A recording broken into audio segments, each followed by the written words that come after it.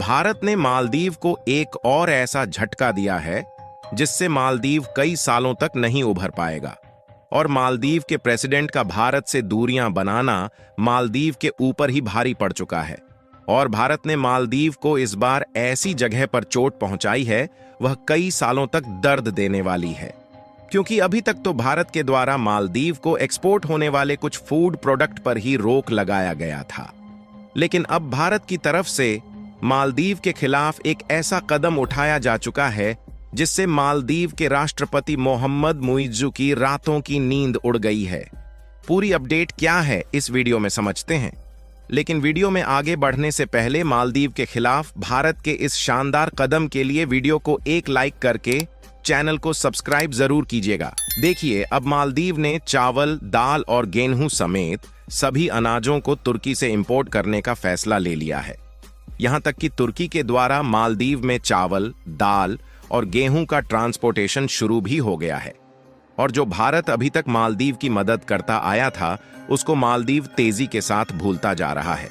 लेकिन मालदीव ने चावल, दाल, गेहूं और अनाज तो तुर्की से इंपोर्ट करने का फैसला ले लिया, लेकिन मालदीव यह भूल गया कि इसके अलावा भी कुछ चीजें ऐसी हैं जो मालदीव चाहकर भी तुर्की और चीन से इंपोर्ट नहीं कर सकता, जिसके लिए चाहे वह कितनी भी कोशिश क्यों न कर ले उसे कुछ प्रोडक्ट भारत और श्रीलंका से ही इंपोर्ट करना पड़ेगा। और मालदीव में इन्हीं प्रोडक्ट की रिक्वायरमेंट पड़ चुकी है, क्योंकि मालदीव ने अपने टूरिस्ट इंफ्रास्ट्रक्चर को बढ़ाने के लिए चीन से कर्जा तो ले लिया, लेकिन टूरिस्ट सेक्टर का इंफ्रास्ट्रक्चर तैयार करने के लिए जिन प्रोडक्ट की रिक्वायरमेंट पड़ रही है वह सभी भारत से ही अभी तक मालदीव में एक्सपोर्ट किया जा रहा था।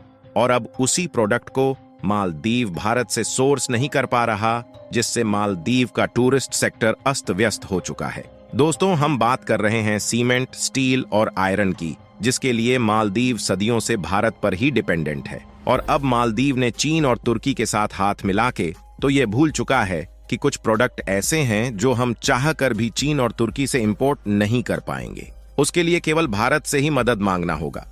और अब मालदीव में सीमेंट, स्टील और आयरन की रिक्वायरमेंट पड़ चुकी है। मालदीव में जितने भी होटल और वाटर विला बने हुए दिखाई देते हैं ये सभी भारत के द्वारा एक्सपोर्ट किए गए सीमेंट की मदद से बनाए गए हैं। और बिना सीमेंट के किसी भी देश में आज के समय में बिल्डिंग और होटल्स को बनाना नामुमकिन है। और मालदीव के साथ भी कुछ ऐसा ही हो रहा है, जहां अब मालदीव में सीमेंट की काफी ज्यादा रिक्वायरमेंट पड़ चुकी है। और मालदीव चाहता है कि भारत ज्यादा से ज्यादा मात्रा में मालदीव को सीमेंट एक्सपोर्ट करें, लेकिन मालदीव ने जो भारत के खिलाफ अपने फैसले को लिया है उसका अंजाम तो अब भुगतना ही पड़ेगा। मालदीव हर साल लगभग $7 मिलियन की अकेले सीमेंट ही इंपोर्ट करता है, जिसमें 90% सीमेंट अकेले भारत के द्वारा एक्सपोर्ट किया गया है, जबकि 10% में श्रीलंका और नेपाल ने मालदीव को सीमेंट का एक्सपोर्ट किया है। यहां तक कि श्रीलंका के द्वारा जो सीमेंट मालदीव में एक्सपोर्ट किया गया है उसमें ज्यादातर भारतीय कंपनियां ही शामिल हैं, क्योंकि श्रीलंका में सीमेंट प्रोडक्शन के लिए भारत की कई सारी कंपनियां अपनी प्रोडक्शन यूनिट एस्टैब्लिश कर चुकी हैं, जहां पर भारी मात्रा में सीमेंट का प्रोडक्शन होने के साथ साथ दूसरे देशों को भी एक्सपोर्ट किया जाता है। अगर पिछले एक साल में देखा जाए तो हमने करीब $103 मिलियन के सीमेंट को दूसरे देशों में एक्सपोर्ट किया है, जिसमें भारत के द्वारा सबसे ज्यादा श्रीलंका, नेपाल और बांग्लादेश को सीमेंट का निर्यात किया गया है। हालांकि देखा जाए तो नेपाल में एक बड़े लेवल पर सीमेंट प्रोडक्शन फैक्ट्रीज है, लेकिन इसके बावजूद भी नेपाल अपने देश में सीमेंट की जरूरत के लिए भारत पर डिपेंडेंट है, जिसमें पिछले साल भारत से अकेले नेपाल को $16.2 मिलियन का सीमेंट एक्सपोर्ट किया गया है, जबकि श्रीलंका को इससे भी ज्यादा $72.6 मिलियन का सीमेंट पिछले साल एक्सपोर्ट किया गया है। यानी कि आप इसी से अंदाजा लगा सकते हैं कि भारत के सभी पड़ोसी देश लगभग पूरी तरह से सीमेंट इंपोर्ट के लिए भारत पर ही डिपेंडेंट है। यहां तक कि भारत की सीमेंट इंडस्ट्री इंडियन इकोनॉमी में भी डोमिनेट करती है, जिससे भारत की अर्थव्यवस्था को भी एक बड़ा फायदा होता है।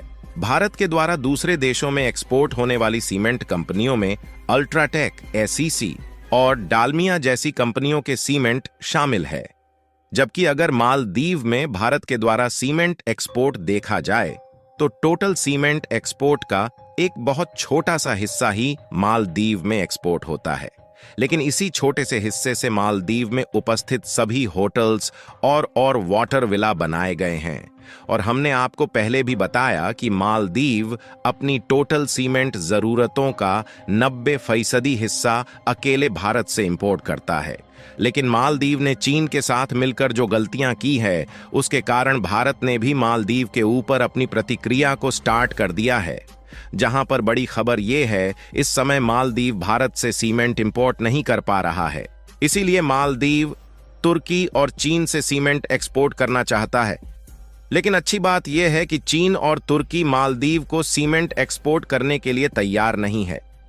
वैसे देखा जाए तो मालदीव ने खाने पीने का आइटम तुर्की से इंपोर्ट करने का तो फैसला ले लिया, लेकिन मालदीव ने इस बात पर ध्यान नहीं दिया कि यह डिसीजन मालदीव की टूरिस्ट इंडस्ट्री के लिए कितना ज्यादा भारी पड़ सकता। क्योंकि जहां मालदीव चीन के द्वारा लिए गए कर्ज से अपनी टूरिस्ट सेक्टर को बढ़ाना चाहता है, तो उसके लिए भारत से सीमेंट इंपोर्ट नहीं कर पा रहा है। इसके अलावा भारत ने अपनी सीमेंट इंडस्ट्री को और भी ज्यादा बढ़ाने के लिए दक्षिण कोरिया के साथ FTA एग्रीमेंट को भी साइन कर लिया, जिसमें इंडिया और दक्षिण कोरिया के बायलैटरल ट्रेड को बढ़ावा देने की बात की गई है। और इस FTA से भारत को काफी ज्यादा फायदा होने वाला है, क्योंकि इसके अलावा भारत ने साउथ कोरिया के अंदर अपने व्हीकल्स के एक्सपोर्ट को भी बढ़ाने जा रहा है। और आपको मालूम होगा कि इंडिया का ट्रांसपोर्टेशन मार्केट जिस तेजी के साथ बढ़ रहा है, उससे ग्लोबल मार्केट में भी अपनी जगह को बनाना शुरू कर दिया है, जिसके लिए टाटा ग्रुप ने ऑलरेडी एक बहुत बड़ी इन्वेस्टमेंट को पहले से ही शुरू कर दिया है। और इसके पहले भी भारत और साउथ कोरिया के ट्रेड रिलेशन काफी अच्छे रहे हैं, जिसमें हर साल हम लगभग $7.5 बिलियन के प्रोडक्ट एक्सपोर्ट करते हैं। यानी कि कुल मिलाकर एक तरफ जहां मालदीव छोटा सा देश होकर भारत को आंखें दिखा रहा है, वहीं भारत के साथ दुनिया के कई सारे देश अपने ट्रेड को और भी ज्यादा आगे बढ़ा रहे हैं, जिससे भारत ही नहीं, भारत के साथ बायलैटरल ट्रेड करने वाले कंट्री को भी फायदा हो रहा है। आपको बता दें कि इसके अलावा जब से भारतीय टूरिस्ट ने मालदीव जाना बंद किया है, उसके बाद से श्रीलंका की टूरिस्ट इंडस्ट्री मालदीव से भी आगे जा चुकी है। यानी कि मालदीव चारों तरफ से पिछड़ता जा रहा है। बाकी आप लोगों को क्या लगता है कि इतना सब होने के बावजूद भी मालदीव दोबारा से भारत से मदद मांगने की गुहार लगाएगा या नहीं? अपनी राय कमेंट में जरूर बताएं। और मालदीव के खिलाफ भारत के इस नए कदम के लिए वीडियो को भी एक लाइक जरूर कर दीजिए और अपनी मित्रों तक भी शेयर करें, ताकि उन्हें भी जानकारी मिल सके। इसी तरह और भी नॉलेजेबल वीडियो देखने के लिए चैनल को सब्सक्राइब करके बेल नोटिफिकेशन को ऑल पर जरूर सेलेक्ट करें। जय श्री राम।